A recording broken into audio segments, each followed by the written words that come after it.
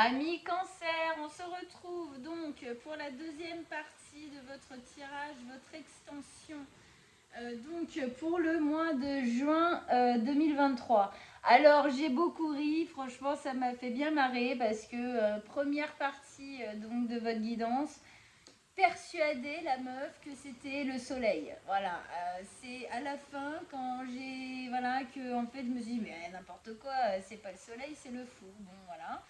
Et donc, quand j'ai posé les cartes, bah, c'est le soleil qui s'est mis, donc on est bien, hein, le ressenti était au top.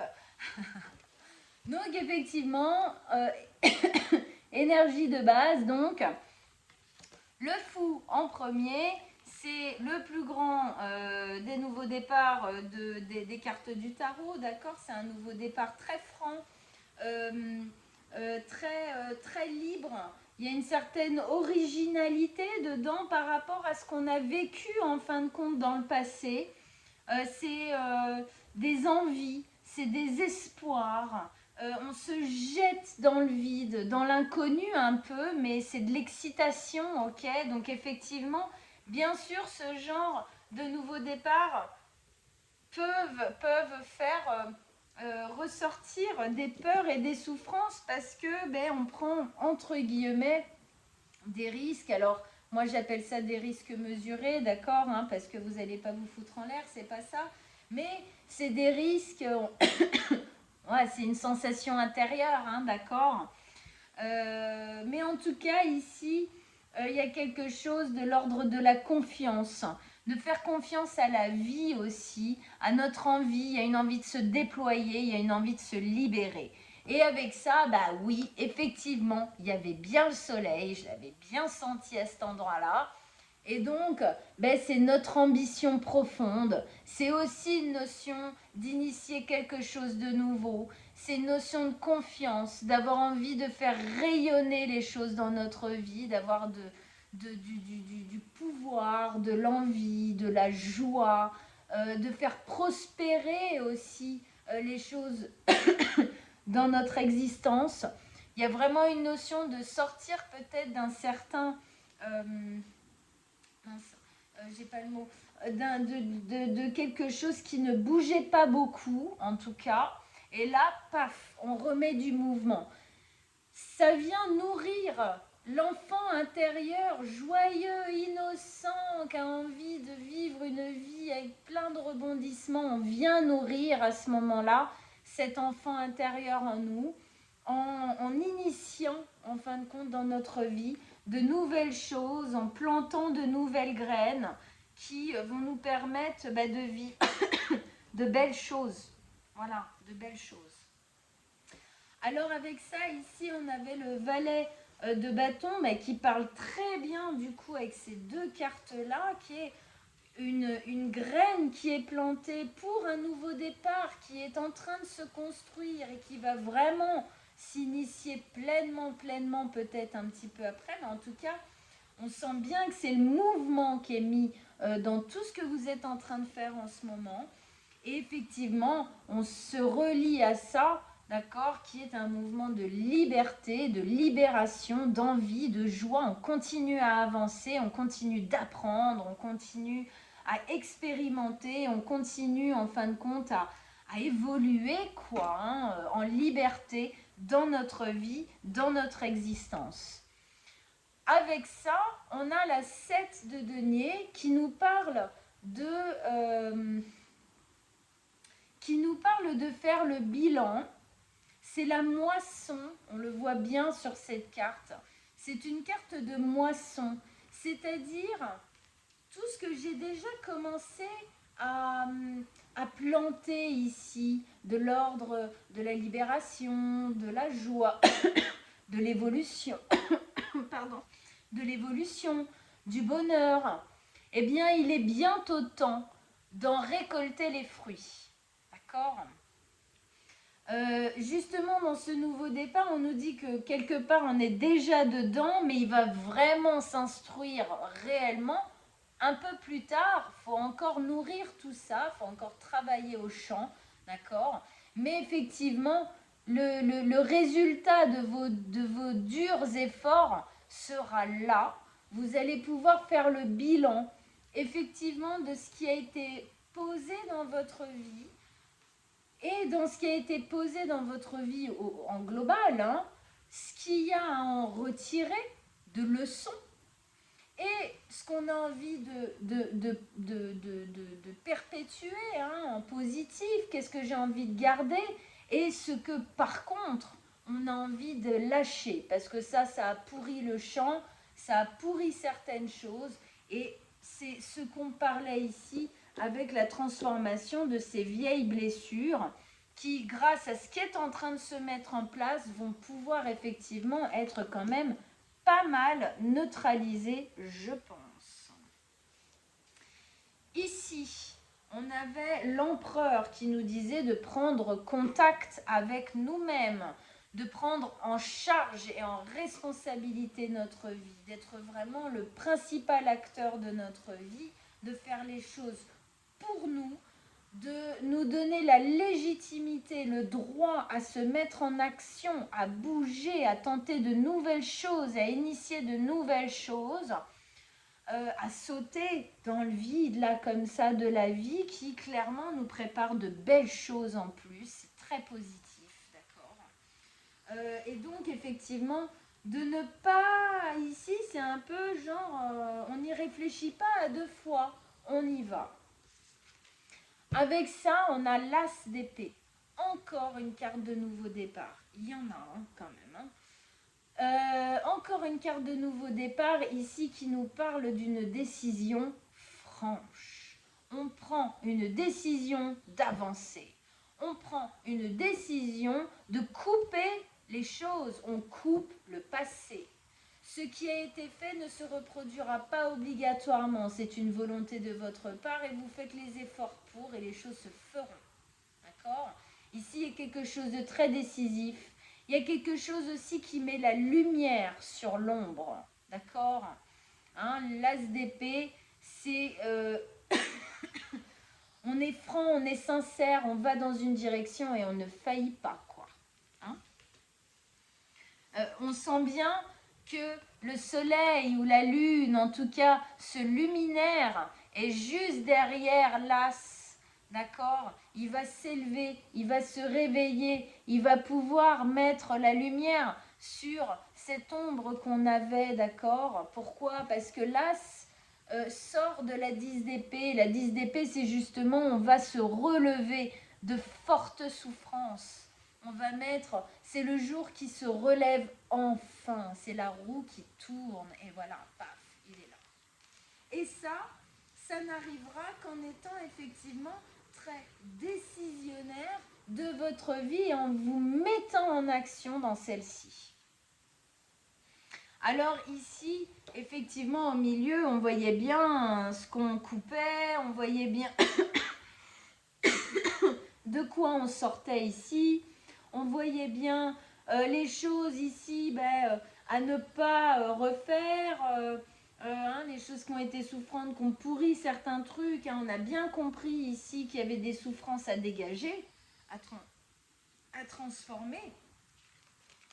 Et ici, on nous met la reine de denier. Oui, c'est ça, j'ai vu un truc. La reine de denier avec ça. Ben, la reine de denier, c'est justement une reine qui est très... elle est dans la sécurité, elle aime être en harmonie avec ce qu'il y a autour d'elle, là où elle vit. D'accord ? La reine de denier, c'est vraiment celle qui sécurise. Elle se sécurise elle sécurise ceux qu'elle aime. Ça vous parle, Cancer, c'est très très Cancer ça, la sécurité de soi-même et de ceux qu'on aime. D'accord ?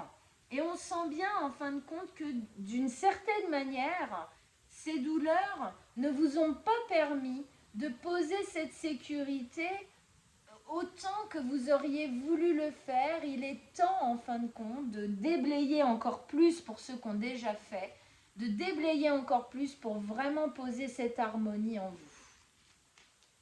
Hein ?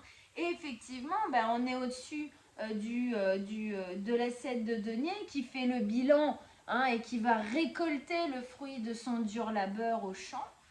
Oui, du coup, tous ces efforts qui sont faits là, vont effectivement vous récolter ça. Encore plus de stabilité, encore plus d'harmonie, encore plus de bien-être, quoi. Là où vous êtes et là où vous allez et dans ce que vous faisiez. Vous faites. C'était pas très français, ça, pardon. Ici, on a le diable. Donc le diable, effectivement, était directement lié à ses souffrances. C'est la non-légitimité à faire, à être, à devenir, à initier, à vivre certaines choses. C'est les peurs aussi, bien sûr, quand on initie quelque chose d'aussi nouveau, d'aussi rayonnant par rapport à ce qu'on a pu vivre dans le passé, ça peut venir poser deux, trois peurs là-dedans. Est-ce que c'est bien capable? Est-ce que je suis bien sûre que je peux le faire? Est-ce que j'ai la force pour? Est-ce que j'ai le droit de? Voilà. Bon, mais ça pour moi, bon, faites bien attention à ça, ayez bien conscience de ces peurs-là, mais surtout, ne les laissez pas vous empêcher de sauter dans votre avenir et dans toutes ces jolies choses qui vous attendent. Avec ça, on nous remet le valet de bâton. Donc, on nous remet cette notion de libération, de reprendre son chemin, on reprend la joie, on reprend l'envie, on remet du mouvement et on aime ce qu'on fait, on aime ce qu'on vit, on y va, on fonce quoi. Regardez derrière ce volcan en éruption, il explose. Oui, il explose, il se libère. Il libère la pression qui est à l'intérieur de lui. Et là, c'est ce que vous faites. Vous libérez la pression à l'intérieur de vous en vous libérant de celle-ci. Il évacue ce qui le bloque là. Il l'évacue. Vous évacuez vos peurs, vous évacuez vos souffrances en vous mettant en marche, en route, en action dans ce nouveau cycle-là.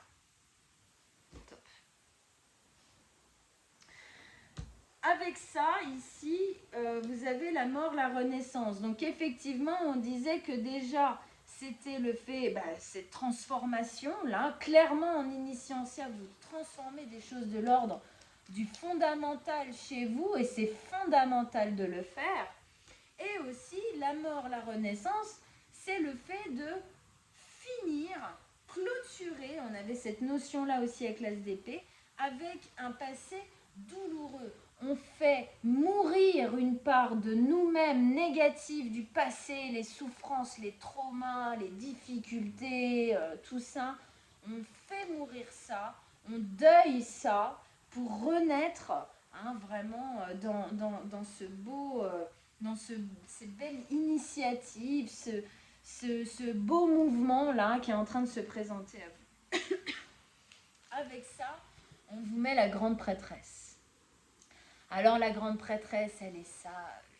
La grande prêtresse, elle écoute. Elle entend. Elle vous dit que vous savez très bien que c'est bon pour vous. La grande prêtresse, elle vous dit que vous le sentez, que vous avez des intuitions, amis Cancer, peuple de la Lune, les intuitions, l'instinct, il est hyper présent chez vous. Écoutez-vous, sentez à quel point ce que vous êtes en train de vivre là, ce qui est en train de pointer le bout de son nez est positif et bon pour vous. Engouffrez-vous dedans, soyez alignés avec ce que vous ressentez. Soyez alignés avec vos envies, avec vos aspirations profondes et non pas avec vos peurs. D'accord ? C'est aussi une notion pour ceux qui y croient que les énergies autour, vos guides, vos anges, vous les appelez comme vous voulez, l'univers, vous poussent dans cette direction de transformation, d'accord, de guérir, de remettre une plus belle harmonie, une qui vous correspond beaucoup plus. Avec ça, la 7 de bâton. La 7 de bâton, ici, elle nous parle de protection. On remet en fin de compte ici une protection autour de nous, mais parce que bon, hein, on va pas se mentir, le cancer est quand même très intériorisé, d'accord? Il sait protéger ce qui est important pour lui. Alors ici, en fait, c'est comme si justement vous repreniez conscience de votre vraie lumière, pas de toute l'ombre et la négativité qu'on a pu mettre en place en vous en faisant vivre certaines choses souffrantes. Mais en fait, ici, c'est comme si vous rechérissiez, hein, votre lumière intérieure. Et celle-ci, vous allez la faire croître, vous allez la faire grandir, vous allez la faire évoluer en la protégeant maintenant des attaques extérieures et aussi des attaques de votre propre mental. Aujourd'hui, avec ce nouveau départ, vous allez pouvoir beaucoup plus prendre conscience de votre vraie valeur, de votre vraie beauté, de votre vraie grandeur intérieure. Et vous vous défendrez bien mieux qu'auparavant. Vous saurez beaucoup plus vous défendre, vous saurez beaucoup plus vous estimer, hein, aussi. Hein, vous estimer. 7 de bâton, allez, une autre carte. Un autre message, un autre conseil avec la 7 de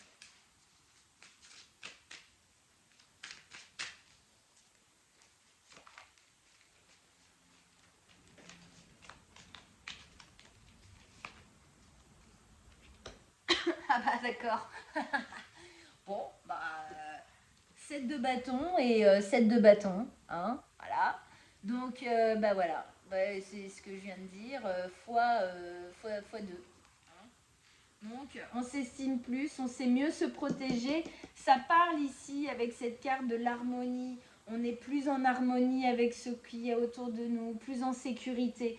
Ouais, le fait d'abandonner vos souffrances, le fait d'initier ce qui se propose dans votre vie, là, tout ça, ça va vous permettre de effectivement beaucoup plus valoriser et protéger votre belle lumière intérieure qui a clairement été mise à mal dans votre vie. Aujourd'hui, vous en prenez plus conscience et vous savez vous chérir beaucoup plus.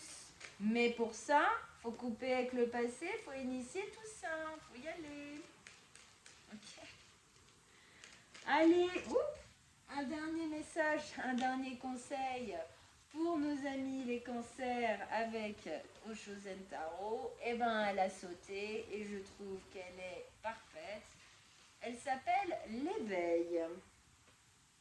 Alors, ce gros Bouddha, on va aller le chercher là. Où es-tu, gros Bouddha?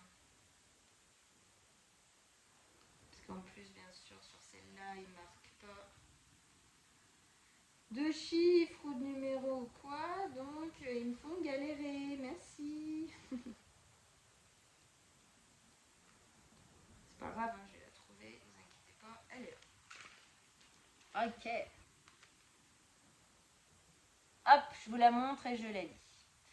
La plupart des lames de la série qui concernent le mental contiennent des personnages soit stéréotypés, soit obscurs, puisque l'influence qu'exerce notre mental sur notre vie est de nature ridicule ou oppressive.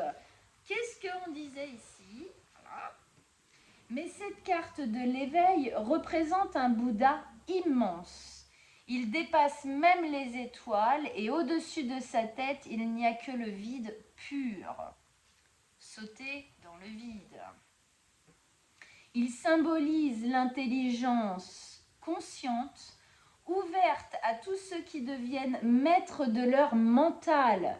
C'est exactement ce qu'on disait. Capable de l'utiliser comme le serviteur qu'il est à l'origine, oui, et non pas comme votre bourreau, ami Cancer.